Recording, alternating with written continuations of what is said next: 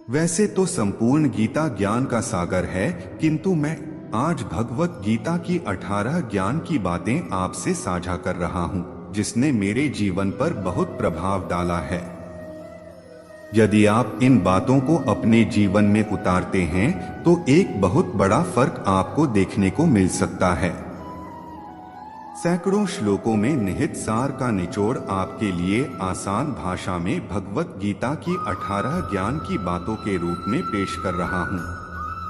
अगर आपको यह अच्छी लगे तो लाइक करके कमेंट में जय श्री कृष्णा जरूर लिखें। भगवत गीता की 18 ज्ञान की बातें। भगवत गीता एक पवित्र हिंदू ग्रंथ, भगवान कृष्ण और अर्जुन के बीच एक गहन और कालातीत दार्शनिक चर्चा है। इसके श्लोकों में अमूल्य शिक्षाएं निहित हैं जो समय से परे हैं और जीवन के विभिन्न पहलुओं पर मार्गदर्शन प्रदान करती हैं। एक कर्म का सिद्धांत। कर्मण्येवाधिकारस्ते मा फलेषु कदाचन मां कर्मफल हेतुर्भूर्मा ते संगोस्त्व कर्मणि। इस श्लोक में भगवान श्री कृष्ण कहते हैं कि तुम्हें कर्म करने का अधिकार है, लेकिन उसके द्वारा किए गए कर्म के फल को फलने का अधिकार नहीं है। अर्थात आपको कर्म में लगना चाहिए, लेकिन उसके फल की चिंता में नहीं रहना चाहिए। कर्मयोग में सर्वप्रथम यह भाव है कि कर्म करना आवश्यक है और उसे ईश्वर को समर्पित करना चाहिए, फल की इच्छा के साथ नहीं। यह श्लोक हमें कर्मयोग के माध्यम से सफलता और आनंद की प्राप्ति के लिए एक सुनहरा उपाय सिखाता है। दो आप ही मित्र, आप ही शत्रु। उद्धरेदात्मनात्मान नात्मानमवसाद्ये आत्मैव्यात्मनो बंधुरात्मैव रिपुरात्मन। भगवान श्री कृष्ण कहते हैं कि हमें स्वयं के विकारों और नकारात्मकता से मुक्त होकर प्रगति करनी चाहिए, क्योंकि हम स्वयं के मित्र भी हैं और शत्रु भी हम खुद ही हैं। इस श्लोक में एक गहरा संदेश है कि हम खुद ही अपने सबसे बड़े मित्र और सबसे बड़े शत्रु भी हो सकते हैं। जब हम अपनी आत्मा को नहीं समझते और उससे अलग हो जाते हैं तो हमारे अंदर के सकारात्मक गुण व्यक्त नहीं हो पाते और हमें खुद ही अपना दुश्मन बनना पड़ता है। 3 किसी वस्तु के आकर्षण से बचें। संन्यासः कर्मयोगश्च न्यश्रेयस्कराबुभौ तयोस्तु कर्म संन्यासात् कर्मयोगो विशिष्यते। भगवद गीता के अध्याय 5 श्लोक 2 में भगवान कृष्ण वैराग्य के बारे में ज्ञान प्रदान करते हैं। इस श्लोक में भगवान कृष्ण त्याग संन्यास के मार्ग और निःस्वार्थ कर्म के योग पर चर्चा करते हैं। दोनों मार्ग आध्यात्मिक विकास और मुक्ति की ओर ले जाते हैं, लेकिन कृष्ण सुझाव देते हैं कि कर्म योग निःस्वार्थ कर्म का योग त्याग के मार्ग से भी श्रेष्ठ है। 4 विचलित मत हो। समदुःख सुख है स्वस्थ है समलोष्टाश्म कांचन तुल्य प्रिया प्रियो धीरस्तुल्य निंदात्म संस्तुति। बुद्धिमान व्यक्ति सुख और दुख, गर्मी और सर्दी, मान और अपमान के द्वंद्व से विचलित नहीं होता है। ऐसा व्यक्ति सभी परिस्थितियों में स्थिर और शांत रहता है। समभाव का मतलब है हमेशा एक ही भाव में रहना। यदि आप इसका अभ्यास करते हैं तो आप मानसिक लचीलापन, भावनात्मक स्थिरता और आंतरिक शांति को विकसित कर सकते हैं। यह हमें आवेगपूर्ण प्रतिक्रिया करने के बजाय स्पष्टता और बुद्धिमत्ता के साथ कार्य करने, सुविचारित निर्णय लेने में भी मदद करता है। यह श्लोक हमें अपने कार्यों के परिणामों से वैराग्य पैदा करने और अपने सच्चे स्व में केंद्रित रहने के लिए प्रोत्साहित करता है। लेकिन जब हम अपनी आत्मा को समझते हैं और उसके साथ एक हो जाते हैं तो हम अपने भीतर के दुश्मन को पहचान सकते हैं और उससे निपट सकते हैं। 5 निष्काम कर्म का तरीका। त्यक्त्वा कर्मफलासंगं नित्य तृप्तो निराश्रयः कर्मण्यभिप्रवृत्तोपि नैव किंचित करोति सः। कर्मों के फल के प्रति आसक्ति को त्याग कर, सदैव संतुष्ट रहकर, स्वामित्व की भावना रहित निःस्वार्थ कर्म में लगा हुआ व्यक्ति सभी प्रकार के कार्यों में पूरी तरह से संलग्न होने पर भी कुछ भी नहीं करता है और वह कर्म बंधन से मुक्त रहता है। इस श्लोक में भगवान श्री कृष्ण निष्काम कर्म में लगे व्यक्ति कर्म योगी के लक्षणों का वर्णन करते हैं। ऐसा व्यक्ति अपने कार्यों के परिणामों के प्रति आसक्ति को त्याग देता है और अपने आप में संतुष्ट रहता है।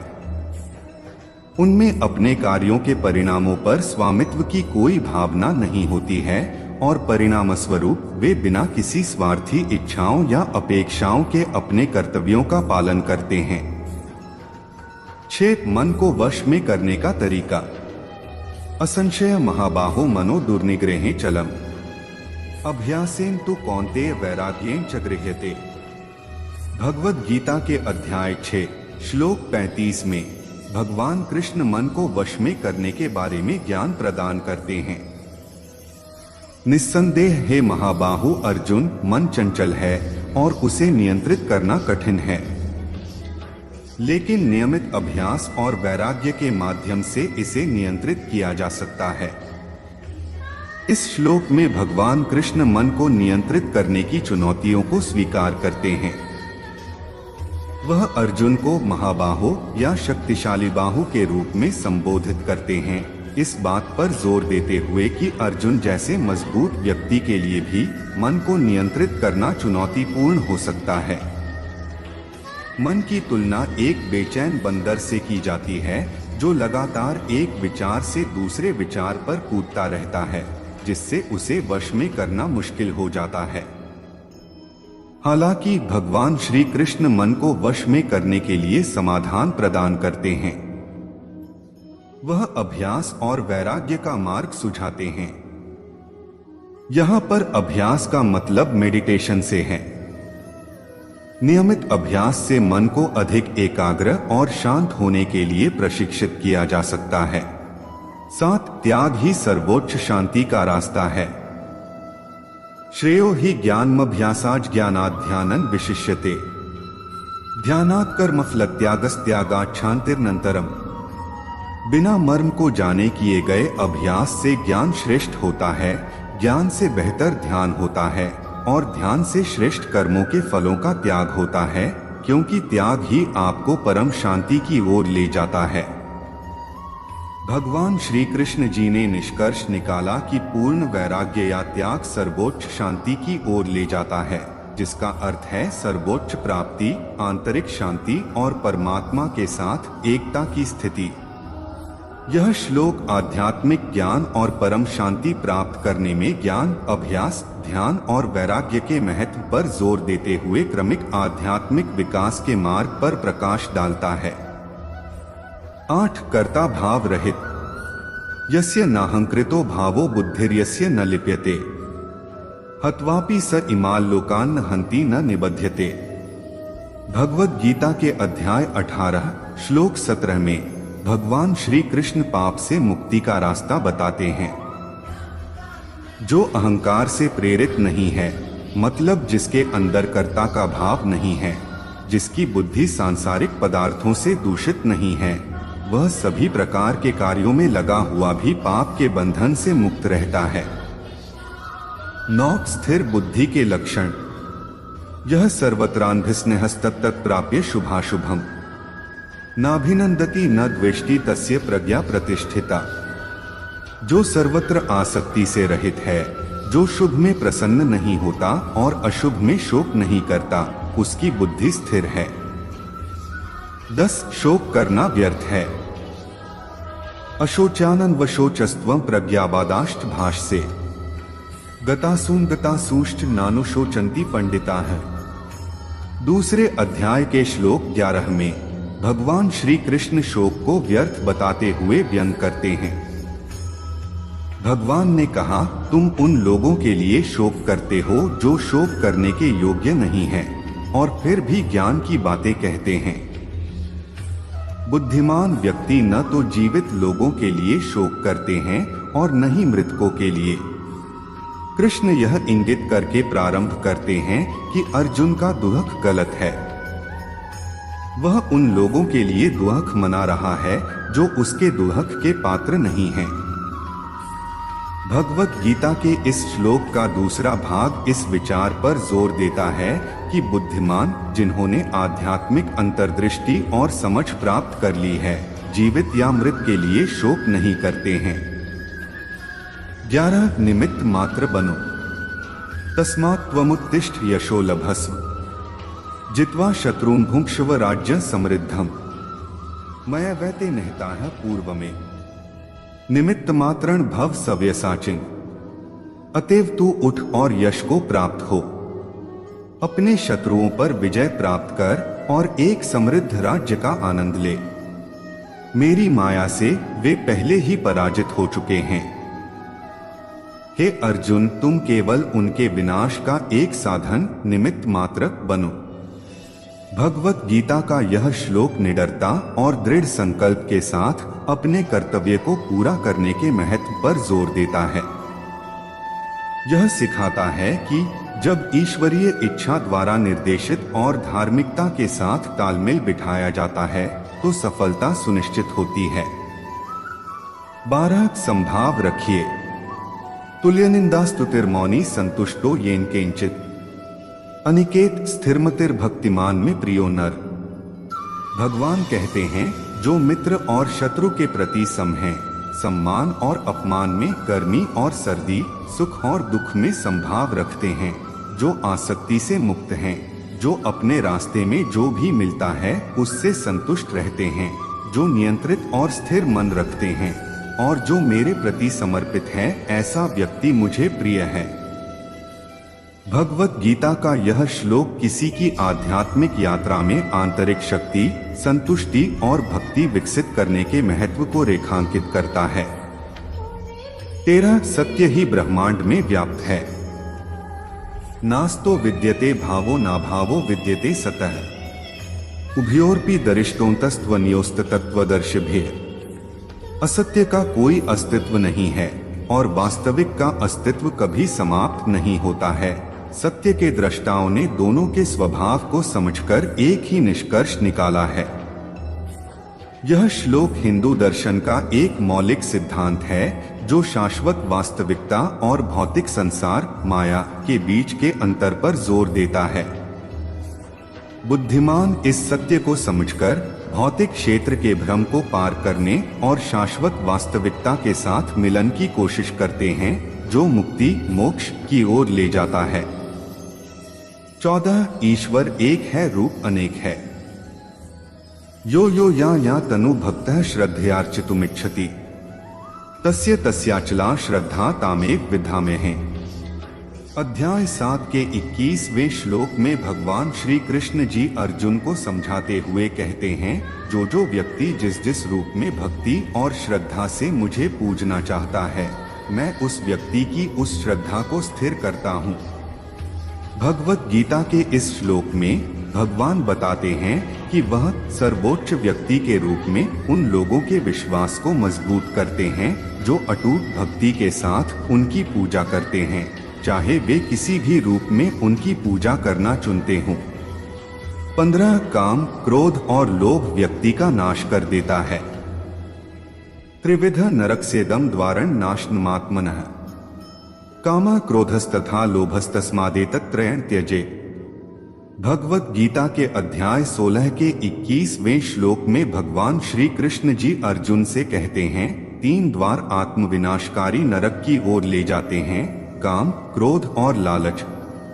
इसलिए व्यक्ति को इन तीनों को त्याग देना चाहिए। यह श्लोक उन नकारात्मक लक्षणों और व्यवहारों पर प्रकाश डालता है जो आध्यात्मिक विकास के लिए हानिकारक हैं और दुख और पीड़ा का कारण बनते हैं। 16 अपने कर्म में लगे रहे। सहजम कर्म कौन्तेय सदोषमपि न त्यजे, सर्वारंभा ही दोषेण धूमेनाग्निरिवावृता है। भगवत गीता के अध्याय 18 श्लोक 48 में भगवान श्री कृष्ण अर्जुन को अपनी अंतिम शिक्षा देते हैं और पूरे धर्म ग्रंथ में उनके मार्गदर्शन का सार संक्षेप में बताते हुए कहते हैं, हे कौन्तेय, अर्जुन अपने स्वाभाविक कर्तव्यों का पालन बिना आसक्ति के करें। भले ही उनमें दोष हों। सभी कर्म दोषों से ढके होते हैं, जैसे आग धुएं से ढकी होती है। 17 अपने मन और बुद्धि को ईश्वर को अर्पण करो। संतुष्ट सत्तं योगी यतात्मा दृढ़ निश्चयः मयर्पितं नो बुद्धिर्यो मद्भक्तः समे प्रियः। जो योगी संतुष्ट, संयमी, दृढ़ विश्वास वाला, आत्मसमर्पित है और जिसका मन और बुद्धि मेरे भगवान को समर्पित है, ऐसा भक्त मुझे बहुत प्रिय है। यह श्लोक ध्यान और भक्ति के अभ्यास में संतोष, समर्पण और दृढ़ता के महत्व पर जोर देता है। इन गुणों को विकसित करके और परमात्मा के प्रति समर्पण करके एक योगी आध्यात्मिक प्रगति प्राप्त कर सकता है। 18 इच्छाओं को मन में न दोहराए। शनैः शनैरुपरमेत् बुद्ध्या धृतिगृहीत्या आत्मसंस्था मनः कृत्वा न किंचित भी चिंतेत्।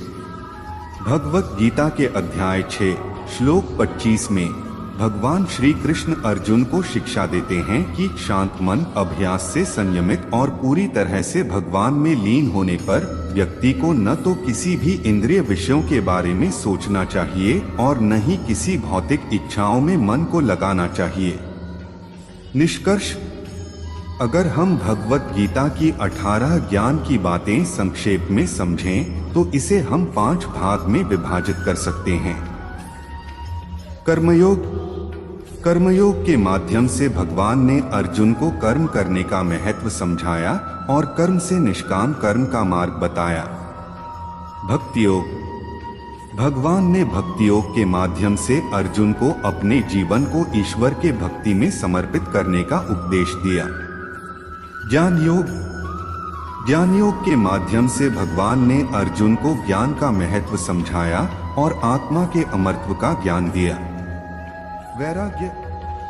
भगवान ने अर्जुन को वैराग्य का मार्ग दिखाया और सांसारिक बंधनों से मुक्त होने के लिए प्रेरित किया। ईश्वर भक्ति।